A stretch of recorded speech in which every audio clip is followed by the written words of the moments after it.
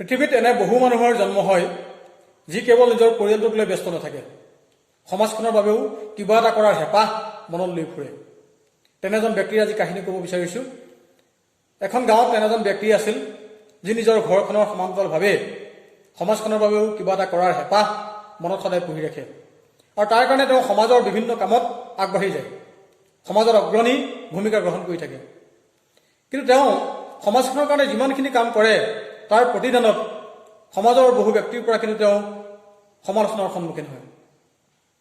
তেওঁ ভাল কামৰ প্ৰশংসা কৰাৰ সলনি একাংশ ব্যক্তিয়ে তেওঁক সমালোচনা কৰে আৰু যিসকলৰ সন্মুখত এই সমালোচনা কৰে তেনে ব্যক্তিয়ে আহি আকৌ মানুহজনক কয়হি, আজি আপোনাৰ কথা আমুকে এনেকৈ ক'লে, আজি আপোনাৰ কথা তমুকে তেনেকৈ ক'লে।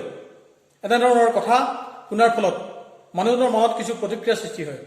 তেওঁ ভাবিবলৈ ধৰিলে, মইতো কাৰো অন্যায় কৰা নাই, নিজৰ ঘৰখনৰ কাৰণে কামকেইটা কৰিছোঁ আৰু যদি অকণমান সময় পাইছোঁ সমাজখনৰ কাৰণে কিবা এটা কৰিবলৈ আগবাঢ়ি গৈছোঁ, কিন্তু মোকেই মানুহে সমালোচনাৰ লক্ষ্য কিয় কৰি লয়, মোৰ কথাই মানুহে কিয় পাতে? এনেধৰণৰ কথাই মানুহজনৰ মনত এটা প্ৰশ্নৰ সৃষ্টি কৰিলে আৰু লাহে লাহে এই কথাবিলাকে মানুহজনৰ মানসিক ৰোগলৈ পৰিৱৰ্তন হ'ল। প্ৰত্যেক মুহূৰ্ততে এই কথাটোৱে বেছিকৈ আমনি কৰে যে মোক মানুহে কিয় সমালোচনা কৰে। এই প্ৰশ্ন বহুজনক সুধিলে কিন্তু কোনেও উত্তৰ দিব নোৱাৰিলে। এবাৰ তেওঁ এজন সাধুৰ ওচৰলৈ গ'ল আৰু সাধুকৈ ক'লেগৈ, গুৰুদেৱ, মই এটা সমস্যাৰ সন্মুখীন হৈছোঁ। মই নিজৰ ঘৰখনৰ কাম কাজৰ সমান্তৰালভাৱে সমাজখনৰ বাবেও কিবা এটা কৰাৰ হেঁপাহ মোৰ মনত আছে আৰু সেইকাৰণে মই কৰিবলৈ যাওঁ, কিন্তু মই দেখোঁ যে সমাজখনৰ কাৰণে ভাল কাম কৰাৰ সমান্তৰালভাৱে মানুহৰ পৰা কিন্তু মই কেৱল সমালোচনা পাওঁ আৰু এনেধৰণৰ কথা মোৰ বিৰুদ্ধে মানুহে উলিয়াই যিবিলাক শুনি মই মানসিকভাৱে ভাগি পৰিছোঁ। আপুনি এটা সমাধান মোক দিয়ক। মই বহুতে সুধিছোঁ মই কেনেদৰে ইয়াৰ পৰা পৰিত্ৰাণ পাম। মোক বহুতে কৈছে আপুনি সমাজৰ কাম নকৰাকৈ ঘৰত বহি থাকক, তেতিয়া আপোনাৰ বিষয়ে কোনো একো নাপাতে, কিন্তু মই নোৱাৰোঁ, মই তেনে ব্যক্তি নহয়। গতিকে মোক আপুনি এটা সমাধান দিয়ক, যি সমাধানৰ জৰিয়তে মই সমাজখনৰ কাৰণেও কাম কৰিম আৰু মানুহৰ সমালোচনাৰ সন্মুখীন নহ'ম। তেতিয়া গুৰুদেৱে ক'লে, বাবা, এয়াতো সম্ভৱ নহয়। যেনেদৰে তুমি সূৰ্যক ঢাকি ৰখাটো সম্ভৱ নহয়, ঠিক একেদৰে মানুহৰ মুখক বন্ধ কৰি ৰখাটো তোমাৰ কাৰণে সম্ভৱ নহয়। আৰু তোমাৰ বাবে যি হৈছে এয়া ভালৰ বাবেই হৈছে। মানুহজন আচৰিত হ'ল, গুৰুদেৱ, মই মানুহৰ কাৰণে সমাজৰ কাৰণে ইমানখিনি কাম কৰাৰ পিছত মানুহে মোক ইমান সমালোচনা কৰে আৰু আপুনি কৈছে মোৰ ভালৰ কাৰণে হৈছে। মই একো বুজা নাই। তুমি মোৰ লগত আহা আৰু নিজেই বুজিবলৈ চেষ্টা কৰিবা। আহা, আমি অকণমান ওলাই যাওঁ। সেই বুলি গুৰুদেৱৰ চৌহদৰ আন এটা প্ৰান্তলৈ লৈ গ'ল আৰু দুজোপা গছ দেখুৱাই সুধিলে, এই দুজোপা গছ তুমি চিনি পাইছা? হয় গুৰুদেৱ, মই চিনি পাইছোঁ। এজোপা আম গছ, আনজোপা হৈছে সাধাৰণ নিম গছ। শুদ্ধ উত্তৰ দিছা। এতিয়া তুমিয়ে কোৱাচোন, এই ফলে ফুলে জাতিষ্কাৰ হৈ থকা আম গছজোপা আৰু সাধাৰণভাৱে থকা এজোপা নিম গছ, তুমি নিজকে কোনজোপা বুলি ভাবা? তেতিয়া মানুহজনে উত্তৰ দিলে যে মই ফলে ফুলে জাতিষ্কাৰ হৈ থকা আম গছজোপা বুলি ভাবোঁ। তেতিয়া গুৰুদেৱে আকৌ প্ৰশ্ন কৰিলে, তুমি নিম গছ বুলি নাভাবি তোমাক নিজকে কিয় আম গছ বুলি ভাবিলা?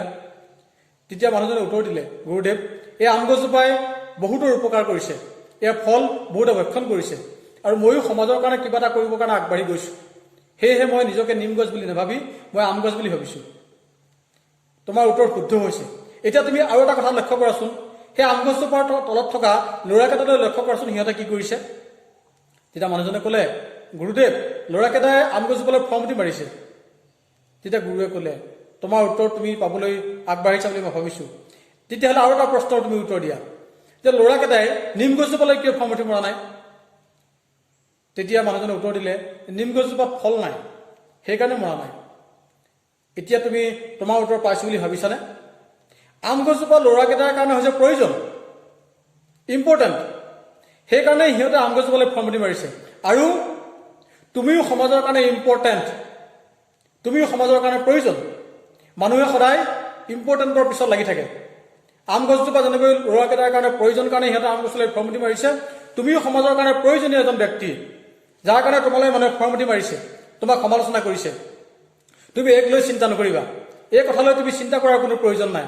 তুমি এটা কথা ভাবি সন্তুষ্টি হোৱা যে এই আম গছজোপা যদি তুমিয়ে হোৱা, তুমি যদি আম গছজোপা হোৱা, তুমি আম গছজোপাৰ দৰে ভাবা যে তুমিও সমাজৰ কাৰণে ইম্পৰ্টেণ্ট, সমাজৰ কাৰণে তোমাৰ প্ৰয়োজন আছে আৰু সেইকাৰণে তোমাক মানুহে সমালোচনা কৰিছে। এতিয়া আপুনি যদি এই কাহিনীটোৰ পৰা আপুনি এটা কথাই বুজি পাওক, আপুনি যদি সমাজৰ কাৰণে কিবা এটা কৰিবলৈ আগ্ৰহ কৰি ওলাই যোৱাৰ পিছত কোনো সমালোচনাৰ সন্মুখীন হৈছে, সমাজৰ 10জনে 100জনে আপোনাৰ বিৰুদ্ধে বিৰুদ্ধাচৰণ কৰিছে, আপোনাক ভিন্ন সমালোচনাৰে আপোনাক মানসিকভাৱে হাৰাশাস্তি কৰিব বিচাৰিছে, আপুনি বিচলিত নহ'ব। আপুনি ভাবক যে আপুনি ইম্পৰ্টেণ্ট, সেইকাৰণে আপোনাক সমালোচনা কৰিছে।